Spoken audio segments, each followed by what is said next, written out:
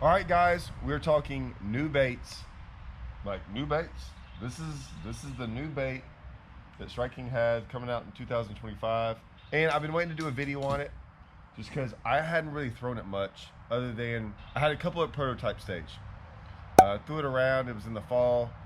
Um, Look, I live down in the south. I kind of thought this was going to be. It was definitely made because of the smallmouth. They really liked it in smallmouth country, right? Up north for smallmouths. Here's the thing I figured out in all of fishing: is it baits or baits? Good baits translate over to all kind of species, right? Now I know smallmouth and largemouth are the same thing, but we all know there are some differences in them. Like smallmouth like certain things more than largemouth do, and vice versa. I've always laughed at the whole saltwater thing. Oh, that's a saltwater bait. And I'm like, well, no one told the bass that, right? And vice versa. You take a bass lure out there in the saltwater and they're like, whoa, whoa, whoa, that's a bass lure. Well, you didn't tell all these fish out here in the saltwater that.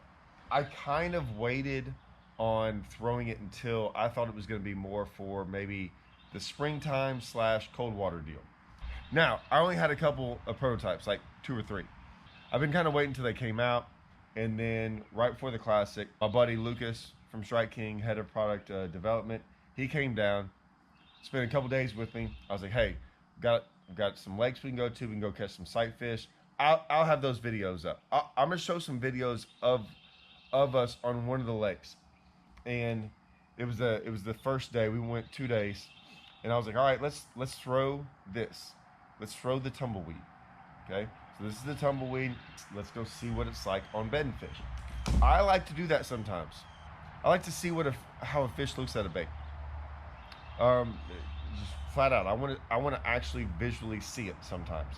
Now, bed fishing, I get a lot of y'all that catch fish off bed or have a misunderstanding of fish on beds. Yeah, I know some will just go ahead, like we call them one flippers, where you can flip almost any bait on a bed and they'll go eat. Yeah, that's just for fun, right? That almost never happens in a tournament. And most of the time, if you go to certain places, that's not the case. This lake we went to, they are difficult. They are difficult at times. And I went there specifically because I was gonna show them some sight fish stuff. And this lake, they tend to be very spooky when they're on beds, and you really can't get close to them. So I wanted to see how they react. So that's what we did. Here is some footage and some stuff about us catching them on the Tumbleweed. Nico rig. We can Nico rig? Whatever. How you want to do it? I mean, try on a drop shot and one on a Nico rig. You use like white or you natural? Like A natural. Like all I did was white for all the years.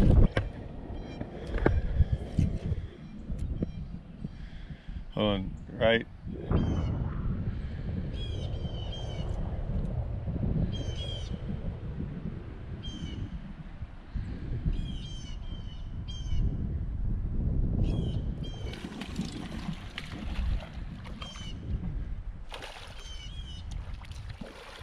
I didn't see it that time. It just off to the side. Big old male.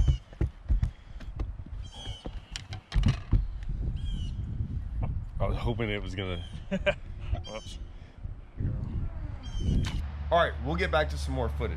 Decided to rig this on a drop shot. There's basically 2 ways to rig it. You can rig it weightless, right? You can put a little weight in there or something like that on just like a wacky rig hook, or you can put it on drop shot. We were fishing beds, so like drop shot. Small little leader, if you can tell, 6 inches at the most, really small, lightweight, little tungsten weight, Strike King weight, and the hook. I have 2 hooks that I would use. It's the weedless wacky rig hook. I say 2, they're the same thing, but it's either a 1/0, which is that one, which is a little bigger than the 1. I think we had a 1. Kind of just depends on what you want to do. I said weedless. If you notice, this is not weedless. Here's the thing. I'm one of those guys that I don't like to spend money, right? So I'm like, I always buy the weedless wacky rig hooks for this main reason only. If I want it to be weedless, I've got them. If I don't, I can just take some scissors and cut the weedless part off. And so that way I have a regular one. I just do that all the time. So that way I always have either or, right? I don't have to go, oh man, I ran out of weedless ones and now I don't have that anymore. So I always buy the weedless ones, and if I want to take that thing off, I cut it off. So that's what I have it on. This is, I have two spinning rods now that I'm looking at them. This is funny. I didn't even do this. These are my 4 rods, spinning rods that I've been using now for basically all year long. So in my Toyotas that I did good in when I was catching on a spinning rod, it was one of these 2 rods.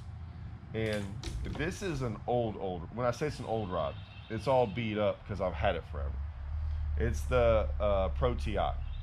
I always kind of liked this rod, and I only had one of them. And so I went and got me another one. If you can see, that one's all brand new looking. So now I've got 2 of those, and then I ordered 2 of the custom lights, okay? This is a 7.3 power medium heavy. The Pro TI is, believe it or not, 7-foot power medium. I wanted rods where I live. We're fishing for largemouth, and if you've seen some of the weights we've been catching down here on spinner rods, we've caught a lot of giants. This right here, that's what I caught. The 1 over 10. I had 31 pounds on in the Toyota. Had one almost 10. I had one over 7 every day, and then I had one over 7 in the Bass Champs the week before, catching a lot of giants on it. And I just need rods that, in my opinion, are a little bit heavier. This rod with this bait, I'll have that video coming up later. But yeah, I just wanted, I need a little bit heavier rods down here. Smallmouth get up to 5-6 pounds. I know they fight hard. Open water. A lot of times we're catching fish 6, 8, 10 pounds down here. We're using 12-pound test line. So we're not even, I mean, I can use 6 and 8, but look, this is part of it. You're seeing a lot bigger fish being caught on spinning rods, and it's not always on 6-pound, 5-pound, 4-pound test line, and it's not on these little bitty hooks. So if I can get away with a little bit bigger hook and a little bit bigger line, because I'm catching a little bit bigger fish, I'm going to. So that's what I got on. I have it on this. I'm trying out this new line. That's the Sun line. That's the new Siglon PE AMZ 8. It's orange. It's 12-pound, but everything else I have rigged up is the same stuff I've always been throwing, which is the 12-pound Overwatch from Sunline. Then I have 12-pound Sniper fluorocarbon for the leader. So that is my rig. I'll have all this in the description. If you want to go look at it, I have links in the description. Straight to Tackle Warehouse. Go look at it. But this is, we'll get back to some more of the footage of what we caught, and yeah, it ended up, here's the thing, it ended up catching some fish where there's a couple ways we like to sight fish. There's really, and what I mean by that is like, everyone's always like, what do you do when you get on sight fish? Look, every sight fish is different. I could go show you 100 of them, and all 100 of them are different. You have to treat all of them differently. A lot of times we have to, I talked to Ish this weekend, you have to work them. Sometimes you have to work them, and they require a lot of work, a lot of time. You got to do a lot of things to catch them. That's pretty freaking awesome right there.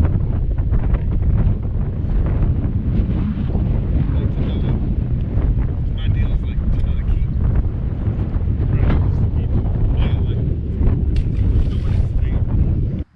What was pretty cool is sometimes when you throw a bait in there, it's just a little bit different, a little bit unique, something they haven't seen before. You don't have to really work them as much.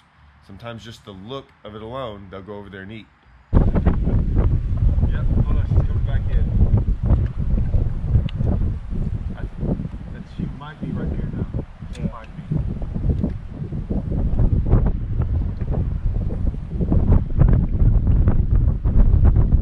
She's gonna bite though, because like she's doing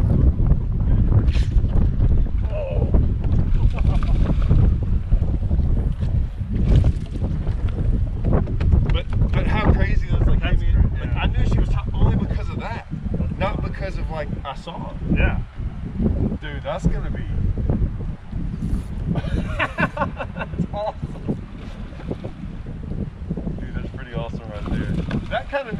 life right Yeah, there. that's badass. That was pretty awesome. I didn't know there was actually two in there though. Well, I mean, you can film it too.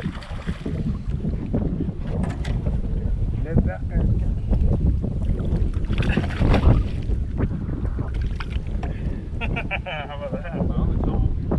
See, that's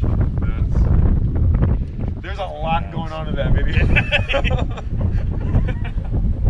I just pitched back in there just to see. I didn't even know there was fish. I just picked up. No, I I got a know. bite. I know. I was like, well, showed on the tumbleweed. Right there.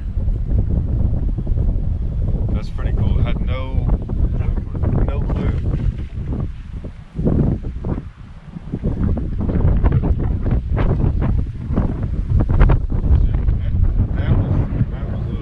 a lot happening right there. Yeah. Those are the kind of, like, I gotta get better at that because that's pretty wild. Yeah. That seemed to be the case. So it worked on a lot of those fish when we were able to throw it where we weren't going to get hung up and things like that. Some of those spooky fish just went up there and ate it. Hey, I like it easy sometimes, right? I don't want to sit there and have to work for every single sight fish. So it was pretty cool. That's what I wanted to see. That's why we threw it. That's why I wanted to wait till I saw them I could actually see them and how they reacted to a bait they pretty much haven't seen before. That's what's really cool about this bait. So yeah, go check that out. Check out the rest of the video. Should be at Tackle Warehouse. Go check them out. See you guys. It's weird how you can sit here long enough and you'll see another one.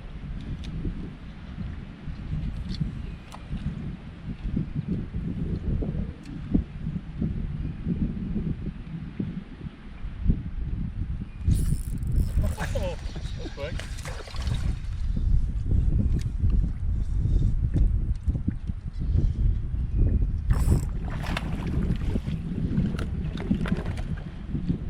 That's always how it works.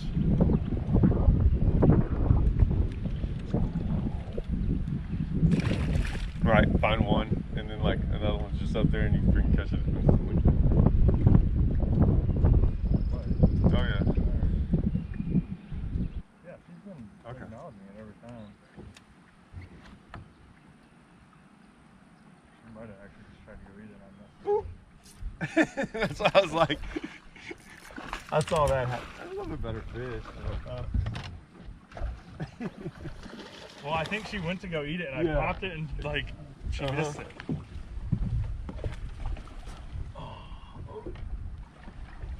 That's pretty good that right there. I'm used to this one.